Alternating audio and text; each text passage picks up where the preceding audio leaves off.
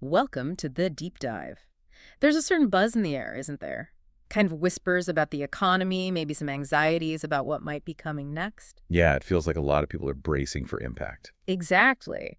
But what if, instead of simply weathering that storm, you could actually thrive through uncertain economic times? That's really our mission today. We've done a deep dive into this really powerful source that lays out a five-step framework. It's all about navigating potential economic downturns. And it pulls lessons from past recessions, right? Yeah. Like 2000, 2008, 2020. Precisely. Right. So our goal is to pull out those practical, actionable insights that can help you build and protect your wealth, even if, the market slows down. And what's truly fascinating here, I think, is the shift in perspective this framework offers. It's about moving away from fear. Towards opportunity. Exactly, towards opportunity Yeah. by leveraging those past experiences. Hmm. I mean, yes, indicators might be pointing towards a recession, but as this source really argues, that doesn't have to be like a death knell for your financial goals. Mm-hmm. It's much more about being prepared, not paralyzed by it all. And that's the critical pivot, isn't it? Okay, so let's unpack this. How can we actually take advantage of this potential window of opportunity? Especially if maybe, like many listeners feel, you're starting from scratch. All right, so the framework starts with a really crucial first step. And it comes with a pretty blunt warning. Run your numbers. Yeah, the author is quite direct. Don't stare at the light coming straight at you and get hit by the train. Or even more vividly, don't stick their head in the freaking sand. It's an intense image, but it definitely drives home the urgency. It absolutely does. The core idea here is simple. Control the controllables. Okay, what does that really mean, though, when things feel uncertain economically? Well, it means focusing your energy where it actually makes a difference. On what's within your direct influence, your spending, your savings, your planning. Exactly. And a key point they emphasize is that hard times make hard decisions easy. That's interesting. Why is that? Well, think about it. When things are uncertain, maybe there's less emotional baggage around making cuts you might otherwise resist. This becomes the moment, they argue, to make precise bets. Precise bet. So not just random cuts. Right. Investments of your time or money or effort where you have a clear, measurable outcome in mind. You know why you're doing it. And the goal, as the author advises, is to cut the fat without damaging the muscle. That distinction is vital. So what shouldn't you cut? Well, the framework is very clear. Don't cut investments in education, in reading books, or in your health. Right. Those are described as the engine of your growth. Makes sense. They make you better, stronger, especially when times are tough. Yeah. So if those are the muscles, what's the fat? The source gives concrete examples, things like elaborate vacations, crazy dinners, splurging on clothes. Okay, the obvious luxuries. And here's one I think everyone can relate to. Memberships and subscriptions to things they haven't used in months. Yes. The death by 1,000 memberships. It's so easy for those to pile up. I've definitely found those myself. Me too. So some really actionable takeaways here. Beyond just the numbers, it feels like you need to categorize your spending, right? Needs, wants, the fat. Yeah, lots of budgeting apps help with that, or even just a simple spreadsheet approach. And definitely go through that credit card statement. Identify and cancel those things you forgot you were even paying for. Absolutely. But the deeper insight here isn't just what to cut. It's the kind of psychological freedom you get from really knowing your numbers, from making data-driven choices. Takes the emotion out of it. Exactly. It frees up that mental energy for strategy instead of just reacting emotionally. When the numbers are clear, the choices become clearer too. Okay, so once you've got that clear financial picture, the next step in the framework is building out a strategic three-phase plan. Right.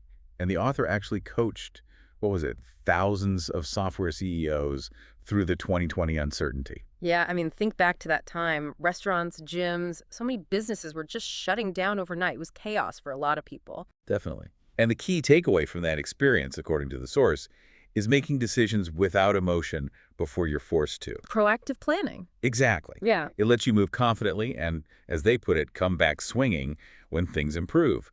You're not just reacting in panic. You're executing a plan you already made. Okay, let's break down these three phases then. What's phase one? Phase one is basically anticipating maybe a reduction in bonuses or less overtime and cutting those nice-to-have expenses.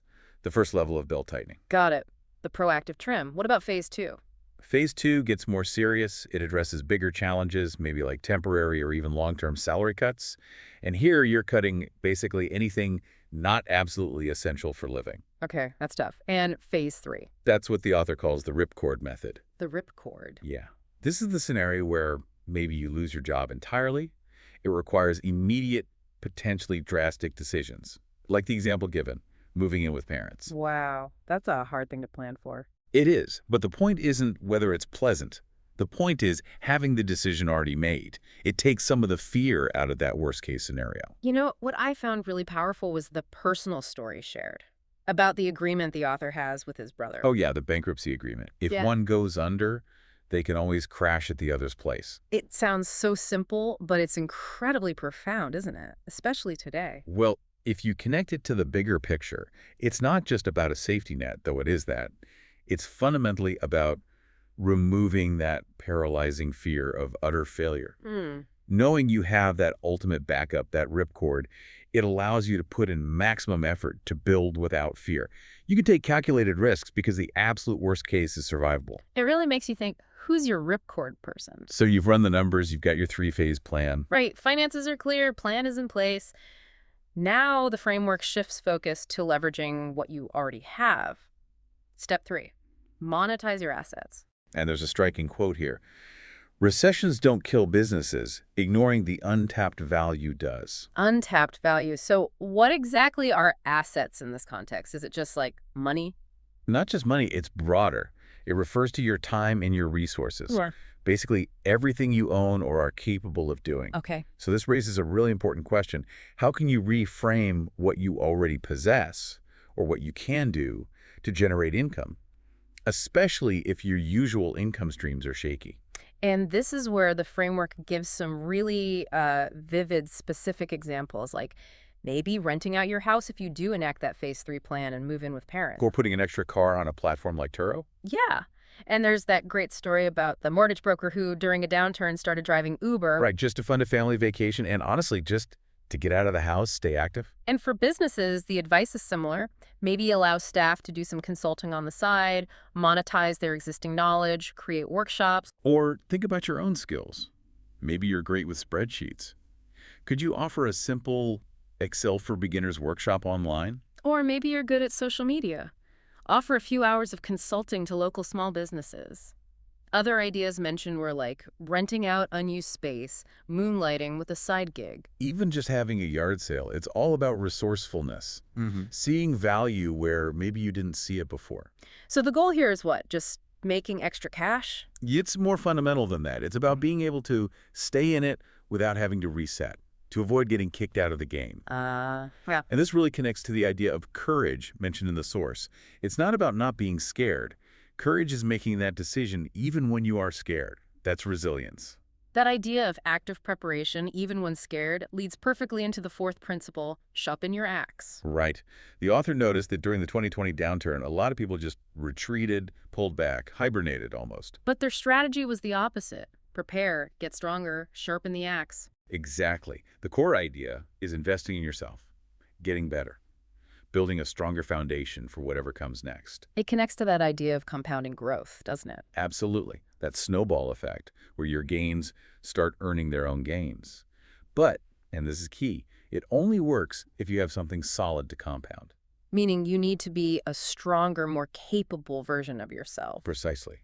And the sort of unexpected genius of sharpening your axe during a downturn is that you're investing when your competition might be retreating. That creates potentially disproportionate leverage later on. Makes you comparatively better when the rebound hits. Yeah. And the source makes this really powerful observation, something like, you've never gotten better when things were good. That's provocative. It is. Yeah.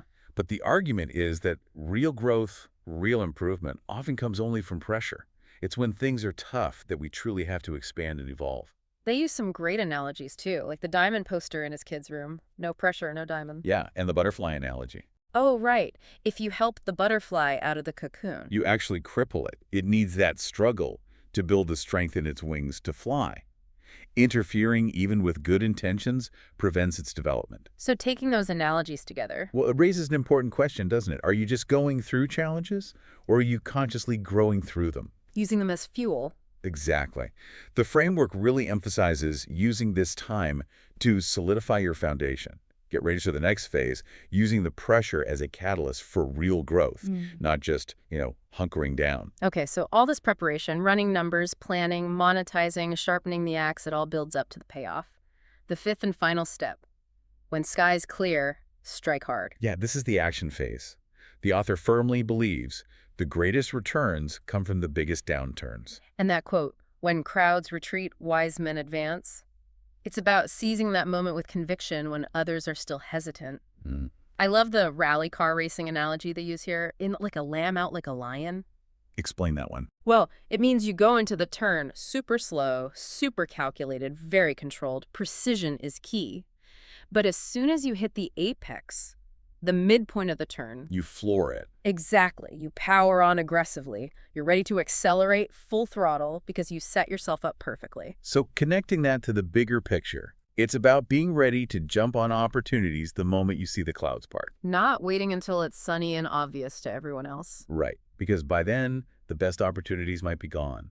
You've done the work, you've sharpened your axe, and now you're poised to deploy that enhanced capability. So what does that look like in practice? What are the specific actions when conditions improve? Well, the framework advises things like asking for raises, actively seeking new or better opportunities, really pushing forward on your For goal. taking advantage of momentum. There's another analogy, right? The jet stream. Yeah, like getting into a flow state where favorable conditions help propel you forward faster. You lean into the recovery. It reminds me of the Warren Buffett wisdom, which the source also mentions. Markets go up, markets go down. The key is being ready for the upswing. Positioned not just to survive the downswing, but to really capitalize on the recovery, to thrive.